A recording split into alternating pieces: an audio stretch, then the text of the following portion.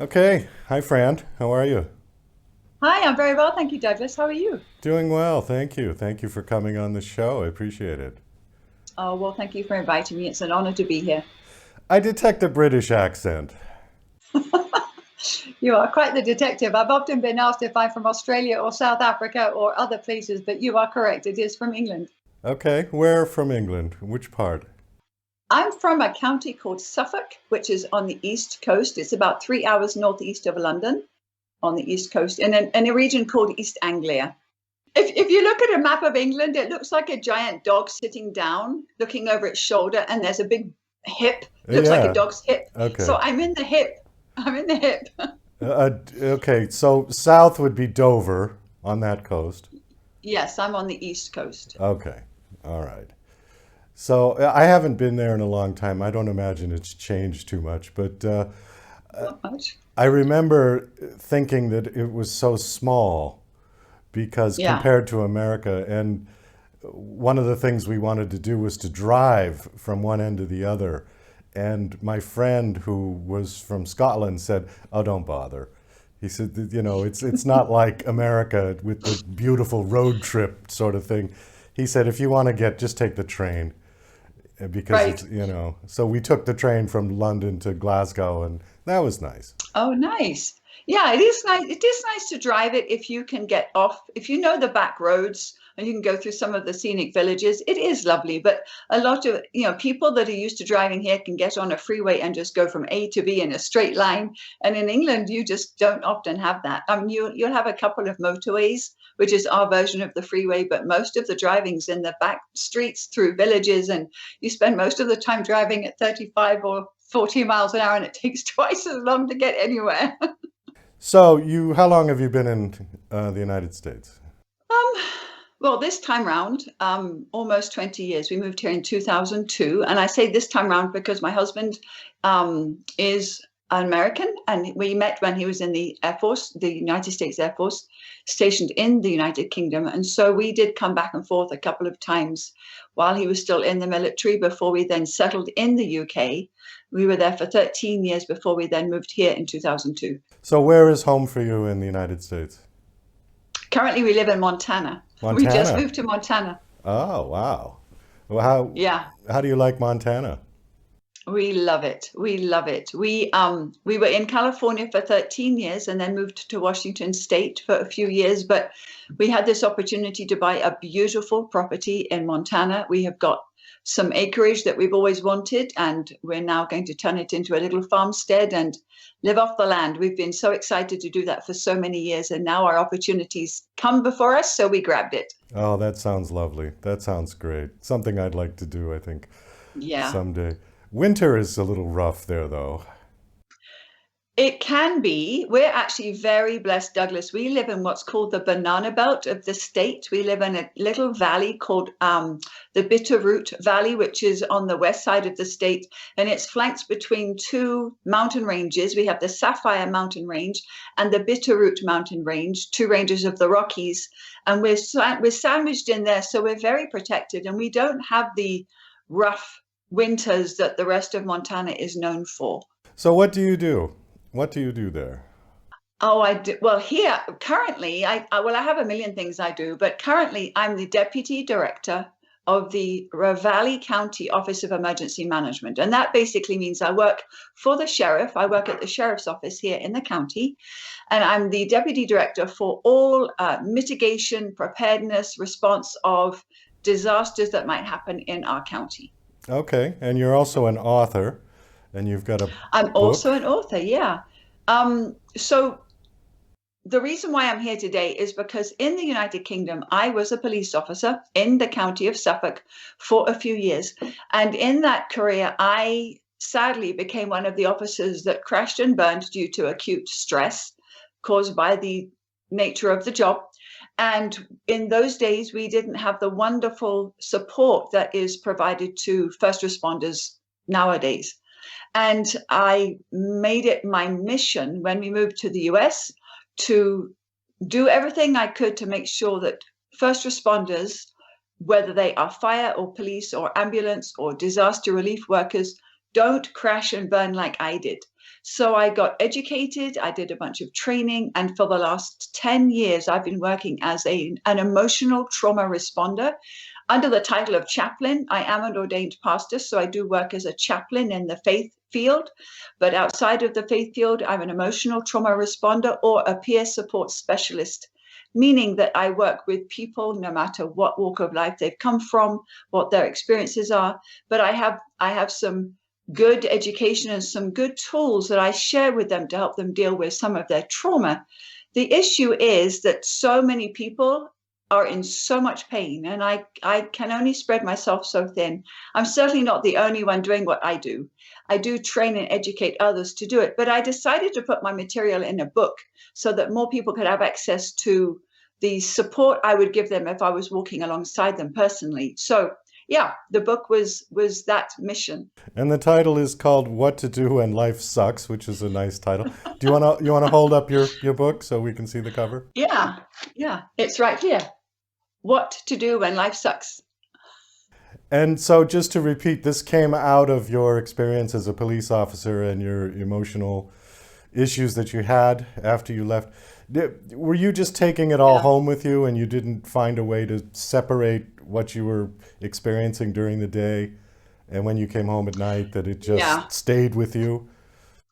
That's part of the problem. But the other part of the problem, Douglas, is that sadly, and it still does happen nowadays, but not as much as it did 20 years ago. But sadly, when I try to speak to people at work about it, I had to be very, very careful because there was in those days, and there still is now in certain first responder agencies, a stigma where you shouldn't mention the word crisis or stress or trauma because people can feel that they're going to lose their jobs. They can feel that people will think less of them.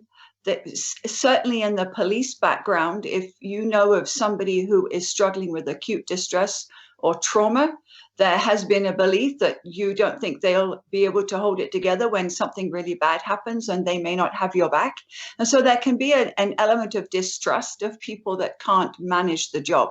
So when I did go to help, I went to my sergeant for help and I went to a couple of other officers and said, I'm not doing well. Basically, I was told to suck it up, get back out there on the line and do my job because everyone has to deal with the sort of stuff that I was dealing with, and there's nothing that can be done about it. And that's what I was told. So I continued to push forward with the belief that there's no one to talk to about this. There's no help I can get. I've just got to keep muddling through. But I could only do that for so long. I did try to take it home with me, but my husband didn't understand. And there's an element of not wanting to take some of the nasty stories home to your family because they don't need to hear some of the stuff you're dealing with at work. So in the end, you become isolated and you feel trapped. And I learned that those were not the ways to deal with it. But that's what I only knew to do that at the time because I had no other skills. So sadly, I crashed and burned and I ended up losing my career. So because of that, I didn't want other people to go through that. My book it does talk about some of these situations I went through as a police officer, but I also have experienced so many horrific traumatic events outside of law enforcement. And so the book shares several different stories from different things that I personally have been through that have taught me different elements of how to recognize signs and symptoms of stress, to know what to do about it, and to recognize those in other people, which is how I then got the skills to help people that I do today. Can you give us one example from the book of something you might recommend for people who are dealing with the stress? It sounds very similar to PTSD. It is, yeah, it is very similar, Douglas. The thing is, when people use the word distress or stress or crisis, what they don't sometimes understand is there are so many different elements of signs and symptoms of emotional trauma or emotional distress. And there are different labels that have been put on. Everybody at some point in their life will experience PTS, which is post-traumatic stress. Whenever we go through something stressful, it's very common for us to experience post-traumatic stress. That's very different to having the post-traumatic stress disorder, or some people now are calling it the PTSI, the post-traumatic stress injury, because it is actually an injury, not a disorder.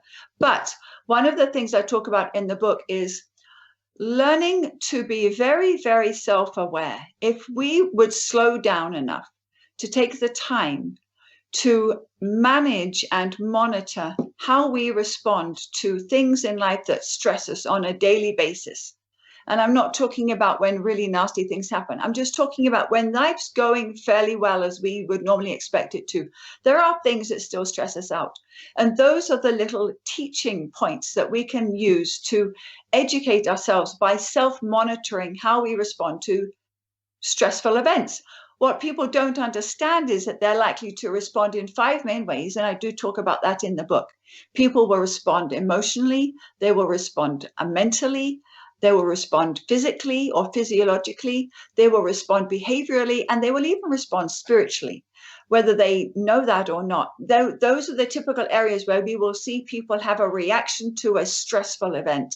And if they can learn to monitor those responses and pay attention to how they feel when things are going well, and then pay attention to how they feel or how they respond when things aren't going so well, they can learn to recognize when they are getting too stressed about something. And in the book, I try and help them to understand how to put healthy parameters in place before they get too far down that road, as I did.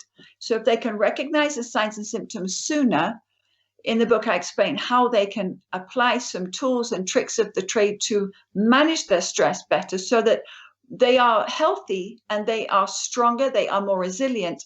And if they can do that when things are going fairly well, when that time comes, which it does for all of us, when something serious happens, they're already ahead of the game because they've already learned some good coping mechanisms. And so they will manage the more serious traumatic event in a more healthy way.